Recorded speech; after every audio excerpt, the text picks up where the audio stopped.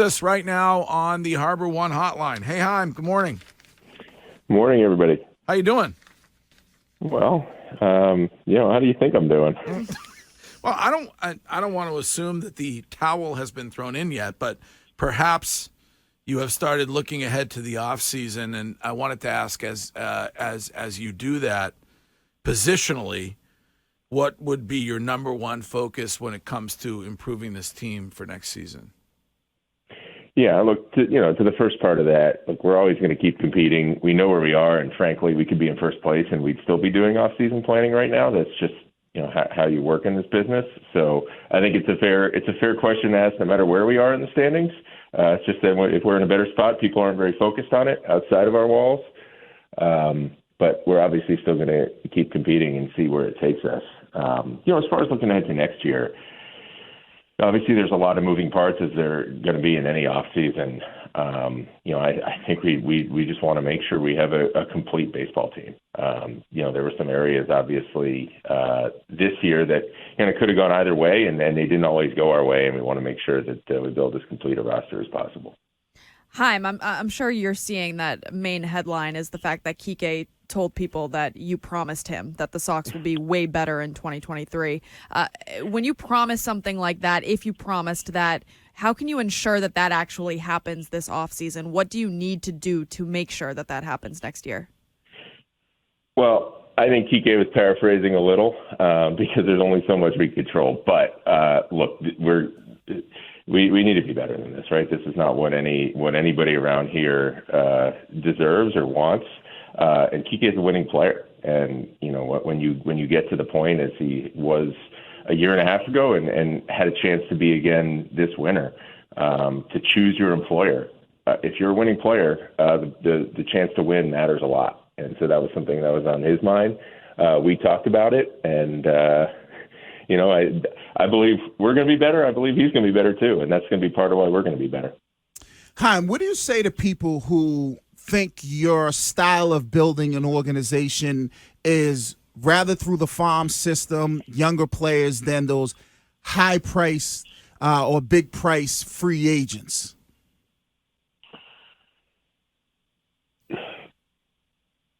So the reason I'm pausing is because I would ask, why does it have to be either or? Don't successful franchises in markets like these do both? Yes, they do. But I think the perception is that, in Tampa, you were more of a guy that said, let's build the farm system than maybe, and I know you can't throw players' names out there, but, you see the big price free agents that are going to be available this offseason. Yeah, well, look, every organization is in a different spot. So you have to do what allows you to win in your circumstances. And in our circumstance, we have resources that allows us to play in every market, and we should play in every market. But part of the reason that the organization's gone through what it's been going through really the whole time I've been here is because we depleted that farm system. You cannot win. I don't care how much money you have. You cannot win without a strong talent pipeline if you want to win every year. You might be able to do it once in a while, but the only way to win consistently is to win with a strong talent pipeline. Now, in a market like ours, you also have the ability to back that up, with big spending, as the organization has done over the last 20 years and will continue to do. But when you look at, every period of success this organization has had, it's always been fueled by a good core from within. So if we get away from that, we're going to win less, not more. I think it's great to clear this up because I think the perception may be on the outside that John Henry brought you here to, when it comes to payroll, to kind of, cut the payroll and build from a prospect position. So I think that's kind of what the perception may be. Yeah, I don't know why that's the case. It certainly hasn't been backed up by the payrolls that we've run since I've been here. Obviously payroll ebbs and flows in every organization, but the entire time that John and Tom have owned the club, the organization's had one of the highest payrolls in baseball. That has continued to be the case since I've been here. I think John's aim is exactly the same as, what I just said. We have to do both. and you have to do both if you want to win a lot. And when you look at the periods where the organization has won, including the most recent championship, it's been through having that core. And if you don't replenish the core, then you fall off after you win, and that's exactly what happens. So we have to get to the point where that core is always replenishing itself. And then all the other things that we can do in our market, all the other uses of our resources and, spending money, whether it's on our own players, whether it's on players from the outside, that's where that can really push you over the top. But you see this around the game. When you try to, you write those checks without having the core, it doesn't get you anywhere. My issue, Chaim, with this approach is that I just keep going back to Kyle Schwarber, a guy that obviously performed here, who got, I think, 4 years, a little less than $100 million with the Philadelphia Phillies. He's currently leading the National League in home runs. He has more home runs than Bogarts, J.D. Martinez, and Bobby Dahlbeck combined. And you made the decision, or the organization made the decision, that he wasn't worth that value point. Do you think you misread his talent? And how would a signing of Schwarber negatively impact the team's ability to contend for the next several years? Yeah, look, I mean, this is, I think, these are the conversations that I'd rather be having is, okay, we could talk about baseball moves and whether they were the right baseball decisions. Obviously, we know Kyle's a good hitter. He's hitting a lot of home runs.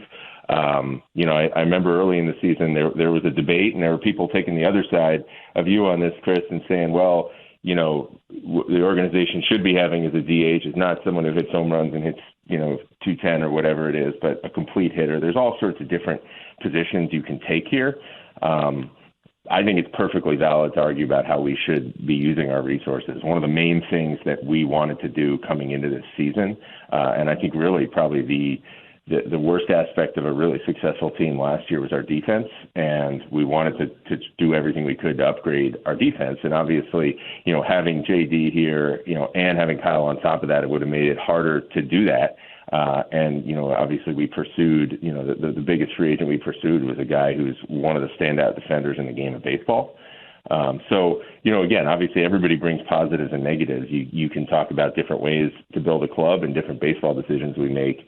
And obviously those decisions have upsides and downsides. I think that's perfectly valid. Obviously it has stood out that we haven't had the home run power that we expected to have or that we've had in past seasons. And that's something we got to look at going into next year.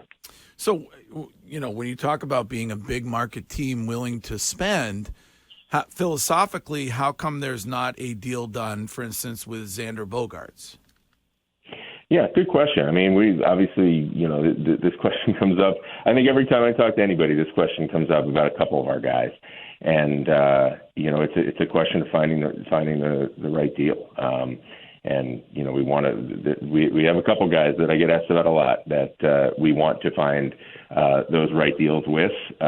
Obviously, we haven't yet, or we have an agreement, but we still want to. And it's obviously a question of finding a way to have really both those guys here on deals that are going to work out for everybody. Are those conversations actively happening, or are you guys in a standstill right now till the end of the season? I would never get into those details. Generally speaking, obviously sometimes there are unique circumstances, like with Kike. Generally speaking, it's harder to do those things when guys have their focus on the field. But obviously we're getting towards a point in the year where it becomes a little easier to look ahead. Chaim, as a spoiled, fan of teams that I want to see win championships, is it safe to say then you'll be in the market? Now, I know you can't say names, but I'd like to see guys, whether it be a Jacob deGrom, a Aaron Judge. Will you be in the market for or make a strong push for guys like that? Yeah, the one thing I would say is what we're going to try to do is, and as I've said before, we fully expect to, as the organization have resources and a payroll that's among the highest in the game. We're going to try to put a team out there that can win a championship. How we do that, we're going to be more focused on what the team looks like rather than how many headlines the moves grab. I actually think when you look at 21 and some of the success of that team, we probably made moves that winter that I'm not sure you could have challenged us to spend the money that we spent in a way that would grab fewer headlines than we did. There's a lot of moves we could have made that would have been a lot sexier, that would have made us worse, and we wouldn't have played the way we did, and we wouldn't have had the season that we had. So we're definitely going to look at everybody, including the biggest names. But what we end up doing up and down our roster, whether it's a marquee player or whether it's the 26th guy, it's going to be geared toward building the best team that we can. Chaim, speaking of sexy signings, I don't know if you knew this, but Greg partakes in throwing, what do you call it, glizzy tossing, Greg? Sometimes are you guys going to re-sign him for next season to be able to do that again? He's expensive. Sometimes with I work with the KM people, and I have been out in the stands acting as a vendor, a pseudo vendor, throwing hot dogs. I'd like that opportunity next season if that exists. Well, and so you are willing to negotiate in season? Yes. Honestly, okay. All right. Honestly, you lowballed me the first time, and it was somewhat offensive. But maybe we'll give it another go. No, I appreciate. Despite that, you're still willing to come to the table. Yeah, let's talk after this. Greg's always willing to go to the table. Usually, it involves. When it comes to evaluating young pitchers that you have on staff, and you look at them as being like a cost-controlled asset. What's the evaluation process when you're trying to build a more competitive pitching staff? Yeah, that obviously needs to be a focus of ours. And look, some of it we've seen young pitchers, due to some of the injuries that we had, these guys were pretty much all pressed into service sooner and in bigger roles than they're probably ready for. And to varying degrees, obviously, they've all taken their lumps, but I think we've seen them all progress as the season has gone on. I think they're all going to be better for it. Really, you want to strip away the stuff that these guys can't control when you're evaluating them. You obviously want to look at their composure. You want to look at how they're using their stuff, and mainly you want to look at the quality of their stuff, and are they throwing competitive pitches, and are they throwing strikes? So much of we can slice and dice this any way we want to. So much of having success from a pitcher standpoint is just throwing good stuff over the plate. There's a lot, like I said, there's a lot we can complicate it. It really comes down to that. And so, you take Bayo as an example. This guy, when he first came up, if you looked at the box score, you would think that this guy was just getting crushed. Watching the games, when that would happen, it would happen because he wasn't controlling the strike zone, controlling at bats, controlling counts. But he also had some games where he was doing that, and he's a ground ball pitcher, and sometimes balls find holes, and we weren't making plays behind them.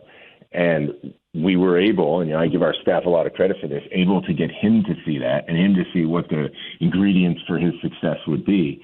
And we've seen him throw the ball a lot better and get better results because he became confident in what it takes for him to be good. So we really need, I feel like there is still room for us to improve in this regard, and it's something that is on all of us. It's on our front office, it's on our coaching staff, and obviously it's on the players, but we need to make sure we get these guys to a point where they really understand why they're good, and then they can attack hitters confidently. It's really, really hard to get outs in this league, trying to pitch behind an account, running long counts all the time. Everybody that we have brought up here has had stuff to get big league hitters out. So it's a question of executing that stuff, attacking hitters, putting yourself in a position to control the at-bat.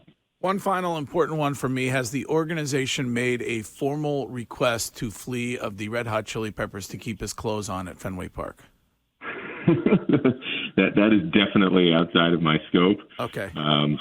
But so I don't know. I'd probably rather talk to you about your own contract situation than that. Would you? That's a good pivot. Will you? Are you going to see Aerosmith or the Red Hot Chili Peppers? No, I am. I actually, this is something, I don't know if this will make you or our fans happier or less happy that I have not taken advantage of the incredible concert lineup that we have here. Trying to, obviously, at least remain somewhat a part of my family while trying to help fix a lot of the things that haven't gone as well as we wanted to this year. Okay.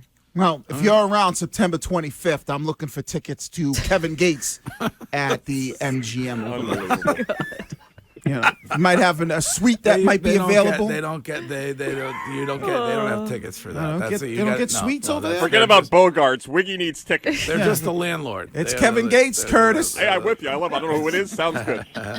You know the great thing about this group, you know, I enjoy the time when I call in here and talk to you guys. You never really know where the conversation is going to go, and you know, today it was about, you know, concert tickets and Greg's professional future. You never really know where it's going to go, and you could have given me 1,000 guesses. I don't think I would have gotten to that. So you guys always keep me on my toes. We're literally just trying to find a question that you'll give an actual answer to. Like top three. What are your top three bands? You know, I would. It's probably going to focus on you know, going back to like the late 90s, early 2000s alternative scene. So like Weezer would be in that group for me, although I'm more familiar with their work at that stage than their more recent work. You know, I mean, it's older school, obviously before me, but I love the Beatles. So it kind of runs the gamut. See, you only gave two. No Lady Gaga on that list. I know she had a heck of a show at Fenway. Yeah, the shows, from everything I've heard, have been incredible. But no, I don't. No disrespect to her. I don't think she would make the list.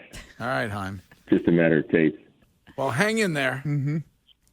It's going to get better. Thanks. And it's got to. Yeah, well, we got to make it better. I mean, look, at the end of the day, it's on us. And I think when you're going through what we're going through, look, I think we all know there's more talent than this, but we have to own the results that we've had. And when that happens, we all got to level up. We have to. Every single person in this organization has to look at, you know, sharpening the saw, getting better. And, you know, it's not all backwards looking. Obviously, we need to look forward, regardless of what worked or didn't work, and figure out, you know, how to make everything better.